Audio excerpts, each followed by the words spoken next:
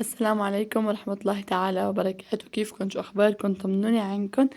إذا كنتوا جداد على قناتي بتمنى تشتركوا بالقناة وتفعلوا زر الجرس.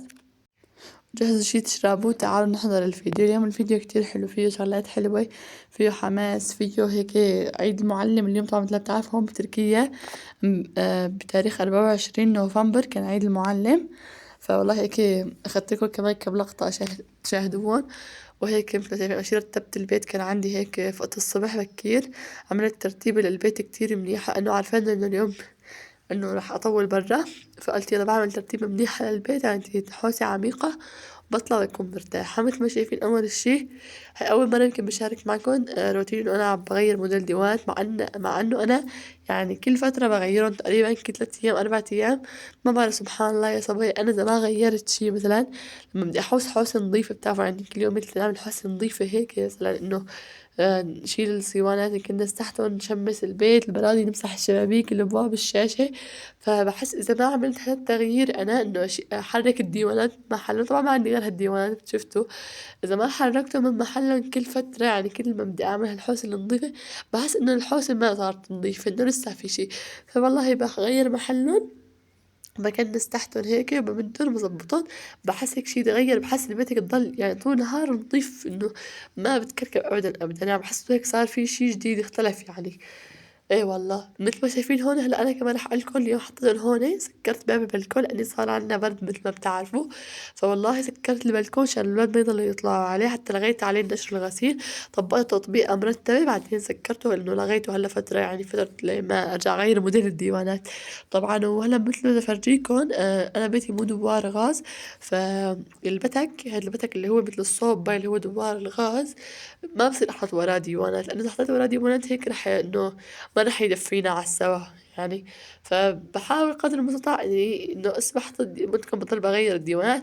فاحيانا إنه مو بنجبر بدي احط الديوانات اغير موديلا، فبحطهم قدامه كذا يوم برجع بشيلهم. بس بحب انه احطهم هيك اسكر عليهم باب الكومبوت مش شايفين بهذا النظام. بحس البيت عندي بصير اكبر، بدي ارتاح بالوركة كمان اكتر يعني هيك. اذا كنا او شيء، هو بيتي كبير يعني غرفتي مثل ما بتعرفوا كبيرة عسى والحمد لله رب العالمين. بس بحب هذا الشكل انه هيك بصير سوي، بيعطيني مساحة بالبيت اكبر. وبترتيبه هيك بصير علي كمان انظف، يعني بكنس هيك بسهولة. وبرتب الديوانات كمان هيك بسهولة. والبلكون عندي بيلتغى مشان طلع فوق يعني الأولاد وهيك والبرد. وكمان بسكر إنه شفتوا أنا بابي كمان دف باب البلكون فبيدخل شوية هوا.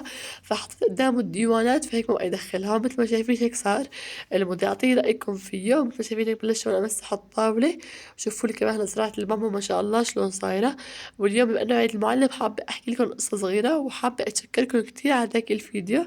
الفيديو قبل هذا جد شكري لكم ما بنوصف، لأنه جد الفيديو كتير وصل لأكبر عدد، جد وصل هالمرة الفيديو ضرب. الحمد لله رب العالمين، كتير بتشكركم، هذا بفضل رب العالمين ثم فضلكم. والله يجزيكم الخير يا رب، وإن شاء الله هيك رح أحقق إيش ما بتتمنوا إن شاء الله. كمان الاشتراكات زادوا عنا بفضل الله تعالى، زادوا وزايدة منيحة يعني. شوفوا لي هالزرعة ما شاء الله، وهالجو كان كتير حلو. فوالله قلت اليوم زي طلع خلصت هيك كنت مخلصة طبعا. المطبخ كنت مخلصته ومخلصة برا هون، واخر شي اخذت لكم النتيجة. يعني اخر شي سكرت البرادي وكل شي، واخدت لكم هيك التصوير، بعدين طلعت من البيت. والله هلا مثل ما شفتوا شو راح افرجيكم هاي البتكة، هاي اللي بندفع عليها، هي بتعطي دفع للبيت كله. في عندي اثنين بالغرفة شايفينها، هذيك يا بالصدر تحت البرداي، هي اللي بتعطي دفع للبيت، هي اللي بتدفي البيت يعني. بس في اثنين منها طبعا انتم بتتحكموا بعياره، والدوار الغاز يعني انتم بتتحكموا بتحطوا ما بتكون انت بتحبوا تعلوه بتحبوا توطوه يعني. الحمد لله رب العالمين. هيك انا بحط كمان البرداي وراه مثل ما قلت لكم مشان انه يعطينا دفء أكتر. كل ما هيك يعني ما قدامه شي وما في فوقه شي بيعطي دفء أكتر. هون كمان عملت له تمسيحة بسيطة. يلا نبدأ بقصتنا اليوم قصتي عن اليد اللي صنعت المستقبل. كان في مدرسة قديمة بآخر الحارة، جدرانها بسيطة وصفوفها صغيرة، بس كان فيها معلم اسمه الأستاذ رائد.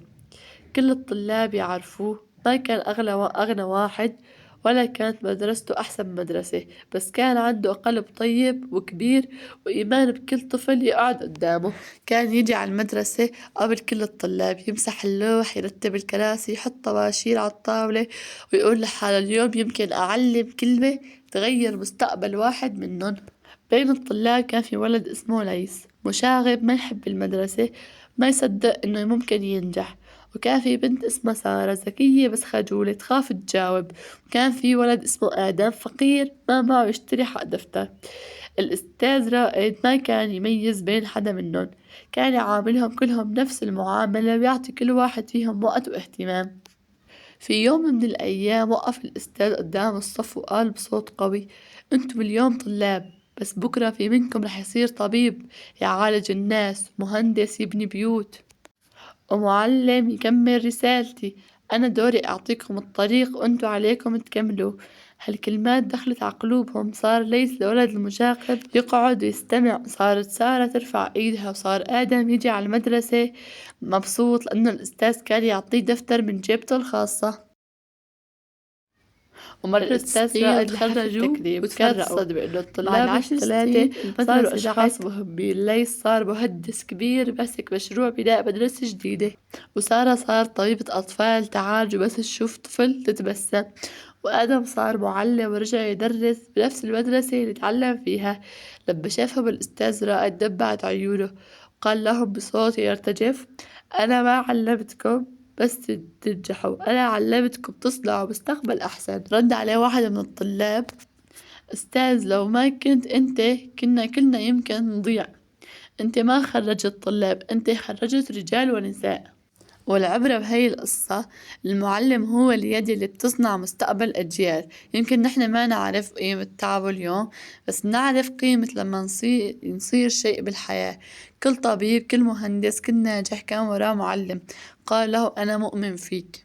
هذا أرجع أحكي لكم عن الفيديو. مثل ما شفتوا أنا لملمت البيت وظبطته ونظفته وخلصت، يعني كان لسه الدنيا ظهر، فحطيته. لو رحت لعند سيرتي كان بهاليوم عندهم عيد المعلم مثل ما قلت لكم، فوالله رحت لعنده. فأنا ضليت عنده بالبيت عند ابنها، وهي راح ودت بنتها على المدرسة، وقلت لها هيك تصور لي شوية لقطات، فوالله صورت لي، الله يجزيها الخير يا رب. هيك حبيت أشارككم هيك. طبعا هي الكيكة اشتركوا عليها الأهالي كلياتهم، يعني نظموا الحفل جروب الأمهات، وعملوا هيك جابوا كيكة للأستاذ مع مشروبات مع شي، نظموه الأمهات يعني مشان الأطفال ومشان الأستاذ، يعني هيك يعملوا لنا أجواء. والله كان كتير حلوة الأجواء مثل ما شايفين انتو يعني، والكيكة كانت كتير حلوة. طبعا جابوا الهدايا يعني كل مين على ذوقه هو يجيب الهدية على راحته يعني. بالنسبة للكيكة والمشروبات مثل ما قلت لكم هيك شغلات تشاركوا عليها جميع الطلاب، يعني كل واحد دفع مبلغ رمزي وجابوا إنه هدول الشغلات. هيك انتو مثل قلت لكم اعطوا رأيكم بالقصة اللي حكيت لكم اياها، شرط نال إعجابكم. إن شاء الله هيك تكون القصة فيها عبرة، إن شاء الله نكون استفدتوا. طبعا هيك سويت لكم الكيكة عن قريب وعن بعيد، الحمد لله رب العالمين. قلت عشان هيك يضل ذكرى بالقناة وإنه أنتم كمان تشاهدوا. مثل ما قلت لكم هاي يوم بتركيا، يعني هذا العيد، عيد المعلم. جد الأطفال كتير انبسطوا، والأساس كمان كتير انبسط لما يلاقي حد هيك عم يقدر تعبه، لما عم شوف إنه الحمد لله رب العالمين إنه هو الأساس. طبعا لما يشوف طلاب عم ينجحوا هذا بالنسبة له يعني أكبر إنجاز، بس لما هيك يحس حدا إنه عم يحتفل فيه وبتعبه إنه وهيك بصير جد عنده حافز، بصير باله على الأطفال أكتر، بصير إنه هيك إنه بحبهم أكتر عن جد، إنه دول حتى بصير هيك عنده في بينه وبين الأطفال ألفة يعني. مثل ما شايفين هون والله. بعدين هيك زرت رجعت وكانت عاملة ملفوف وقتها وقدروا تعشوا عنا، فوالله هيك صورت لكم كمان، أخذت لكم لقطة وتأخرت عليكم ما نزلت فيديو صراحة. كنت عم براجع مشكلة بالقناة، كان إنه الفيديو مثل ما قلت لكم إنه جاب مشاهدات منيحة، بس اليوتيوب لسه ما حسبه. نحن اللي عندهم قنوات على اليوتيوب في شيء اسمه استوديو يوتيوب، فهون انت بتروحي بتشوفي المشاهدات غير المشاهدات اللي انت بتشوفيهم هلا كناس العادية اللي بشوفون على الفيديو. هنيك اليوتيوب بيعمل لك احصاء عليهم، يعني ما بحطهم كلهم. يعني في مثلا الناس شايفه الفيديو اول دقيقتين، بجوز على اليوتيوب يبين، بس على الاستوديو يوتيوب ما بين هذا الشيء. انه يعني على اليوتيوب تنحسب انه هي مشاهدة، بس على الاستوديو يوتيوب هذا اللي عم بحكي عنه ما بتنحسب انه مشاهدة اول دقيقتين ثلاثة. فصار لي كذا يوم عم استنى الموضوع اشوف اذا المشكلة من القناة عشان ما انزل الفيديو انا.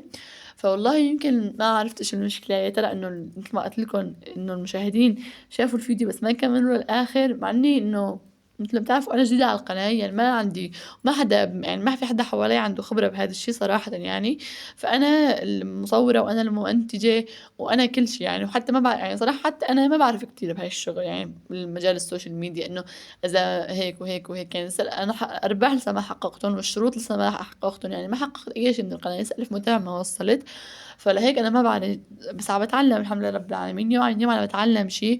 مثلًا يعني بصير معي شي، فما قلت لكم إنه ما حدا من حوالي بيعرف بهالمجال يعني، فأنا لحالي عم ببحث عن هالمجال. فمثل ما بتعرفوا كتير عم ببحث على جوجل، على اليوتيوب، على بسأل كمان ChatGPT. فوالله إنه أكتر شي مثلًا إنه بافهم مع ChatGPT إنه اليوتيوب شفتوا مقاطع بتدوخكم لبين ما تدخلوا بالمقطع تدخلوا بمتاهة. مقاطع اليوتيوب متاهة، تروحي تتعلمي شي من اليوتيوب متاهة، يعني ما بتعرفي إيش تعلمتي، بتنسي يعني. أو لما يبدأوا لك الفيديو لما تصيري بنص الفيديو وبتنسي شو إيش أنتِ صاير معك يعني. فوالله ChatGPT أول بأول بابعت له بصور له إيش عم بصير معي، يعني لقطات إنه شوف شلون اليوتيوب ما حسب لي المشاهدة، إنه يعني الفيديو ما شاء الله ضرب 4000 مشاهدة، بس اليوتيوب لسه ما حسبه عندي بس اليوتيوب. فقال لي لأنه بجوز إني قناتك صغيرة، فهالشي يمكن لأني قناتك صغيرة أول شي، وإجت المشاهدات فورا يعني ما شاء الله بطريقة سريعة يعني. جد المشاهدات يعني لو حدا عامل إعلان لهذا الفيديو سبحان الله ما بتجي هيك مشاهدات، يعني هو فيديو بسيط عفوي الحمد لله رب العالمين، بس أنا كتير فرحت انبسطت عن جد صبايا لما أنا يعني سبحان الله بنشر الفيديو، يعني يا بتخيب يا بتطيب مثل ما بقولوا، إنه ما إنه والله الفيديو راح يضرب، متأكد إنه راح يضرب إنه حجم مشاهدات. فوالله يعني سبحان الله هو نصيبه. في فيديوهات جد بتكون مستحق إن هي تضرب، سبحان الله سبحان الله إنه ما بتضرب، يعني مثلا تكون عنوانها حلو وصورة مصغرة حلو بس ما بيضربوا، مع إن يكون كلام اللي فيهم كمان حلو أجواء وهيك سبحان الله بس ما بيضربوا. وفي الفيديوهات العشوائية يعني هيك سبحان الله اللي يعني إنه عنوانها عادي وصورته كمان عادية، فهون أنا لما بضرب الفيديو صحيح بفرح، بس صراحة بحس بالمسؤولية إنه أنا مو متعودة إنه مثلا فيديوهاتي يعني آخر فترة صراحة ما كانوا يضربوا، بعد ما أنا غبت ورجعت فما كانوا يضربوا الصراحة، يعني كان ماكسيموم 200 300، يعني ما وصلوا ل1000 صراحة، يعني نكون واقعية ما وصلوا ل1000. فلما الفيديو هذا وصل ل4000، هون أنا إنه مسؤولية، صرت أراجع الفيديو أنا إيش حاكي إيش عاملة إيش مسوية، مثلا إنه الفيديو هذا لبق حلو هيك يعني. أنا يعني الحمد لله بنشر إنه فيديوهاتي جد براقبها قبل ما أنشرها، بطلع عليها بتفقدها، بس يعني إنه ما كل هالشي لما بعرف إنه 4000 شخص شافه. فأنا هون يعني صرت مسؤولة إنه 4000 شخص شاف هذا الفيديو، فيا ترى إن شاء الله يكون الفيديو حلو، إن شاء الله يكون فيه إفادة، إن شاء الله يكون فيديو يعني يستفادوا منه الناس، إن شاء الله ما يكون فيديو عشوائي إنه هيك عابر وماشي يعني ما ياخذوا منه عبرة. إنه أنا إيش بدي يعني نبغى زي من الفيديو إنه الفيديو يعني يكون فيه إفادة أول إشي، يكون فيه هيك شغلات حلوة مضحكة، يكون فيه هيك يعني شي مريح للعين، شي إنه بسيط عادي، ما أفرجي المتابع أو المتابعة إنه أنا الواو، وإنه أنا بس إنه بفرجيهم إنه حياتي مثل حياتكم، إنه قناتي يعني هي عبارة عن كل بيت عادي بسيط هيك يعني. ما إنه ما والله صدقا ما بفرجي الشي إنه أنا عم بطلع بقول إنه شوفوا الشي بتعرفوا يعني، ما عم بفرجيكم الشي الواو إنه أنا هيك وهيك، مثل ما قلت لكم إنه لما بطبخ طبخة وأقول لكم إنه ما أنا الشيف عم بطبخ، أنا إنسانة عادية مثلكم عم بطبخ، وحبيت أشارك هذا الشي معكم. بيتي عادي مثل أي بيت يعني، ناس متواضعين كمان، يعني ما بطلع لكم شوفوا هي واعملوا هي وسويت هي واشتريت هي الحمد لله رب العالمين. والفيديو اللي رب العالمين بإذن لي فيه وبيسر عليه بعمله، وما بعمل شيء أكتر من طاقتي صراحة، يعني ما بروح بجيب شغلات إنه بروح بضطر أشتري شغلات حتى بس ولا أصور فيديو، أو مثلا بروح بعمل شغلات ببذر يعني أسوي تبذير كمان أسوي فيديو. لا والله لا يكلف الله نفسا إلا وسعها، دائما أنا بقولها بفيديوهاتي إنه أنا ما بعمل شيء إنه غير يعني اللي بيطلع بإيدي، ما بسوي شيء فوق طاقتي صراحة. إنه حتى من ناحية مونتاج إنه بحسن بتعلمه، طبعا أنا بتعلم كل يوم الحمد لله بتعلم شي جديد، وأكيد هالشي ملاحظينه أنتو. فوالله يوم عن يوم بتعلم شي الحمد لله رب العالمين. من ناحية الصورة المصغرة بتعرفوا أنا أول ما دخلت على اليوتيوب صورة مصغرة ما كنت أعرف أعمل ولا يعني أبدا. بعد إيه أحيانا كمان كنت ما أعرف أكتب كتابات هيك حلوة. بالنسبة للإضاءة كمان مثل قلت لكم مثل يعني الحمد لله أنا بيت يعني الإضاءة المطبخ عندي كتير ظالمة، يعني عم تظلم جدا، بتظلم الإضاءة ببيتي كتير عم تظلم يعني. الغرفة عندي كتير إضاءتها حلوة، بس المطبخ إضاءته كتير كتير سيئة. إن شاء الله عم بشتغل على هالموضوع إن شاء الله، قلت لكم بدي أدبر إضاءة، بس إن شاء الله يعني هلا قربنا كتير ال1000 متابع. لهيك أنا مثل ما قلت لكم حكيت بالفيديو السابق إنه أنا ليش ما عم أشتري مايك أو ما عم أشتري إضاءة، لأنه مثل ما قلت لكم في قوانين لليوتيوب، في شروط ما أي حدا خرجه يعني مثل يقولوا يعديها، يعني إنه يجتازها. فأنا خايفة إنه ما أجتاز هالقوانين أو هالشروط يعني، وأقوم أشتري هالأغراض إنه أشتري شغلات على الفاضي. إنه لازم يعني في كتير شغلات إن شاء الله، بس أنا وصلت لهم إن شاء الله رح أحكي لكم عنهم وحدة وحدة بإذن الله تعالى. بس أنا قطعت هدول الشروط، وإن شاء الله اليوتيوب يوافق على قناتي وتصير إنه قناتي يعني هيك شغالة نظامي. هلا هي شغالة بس بالنسبة إلي، بس بالنسبة لليوتيوب لسه إنه هي ما هي شغالة. فبس إن شاء الله إنه قناتي اشتغلت وصارت تحقق أرباح أجي أحكي لكم بالتفصيل إن شاء الله، كل شي بالتفصيل هاجي أحكي لكم إياه بإذن الله. وهيك أخذنا الحديث والفيديو قرب يخلص. بتمنى إذا الفيديو عجبكم تشتركوا بالقناة وتحطوا لي لايك وتكتبوا لي من وين عم تتابعوني، وإذا كنتوا جداد على قناتي تكتبوا لي إذا فيديوهاتي عم تعجبكم، تكتبوا لي إذا القصص اللي عم بحكيها كمان عم تعجبكم. بأمان الله، صبايا سلام.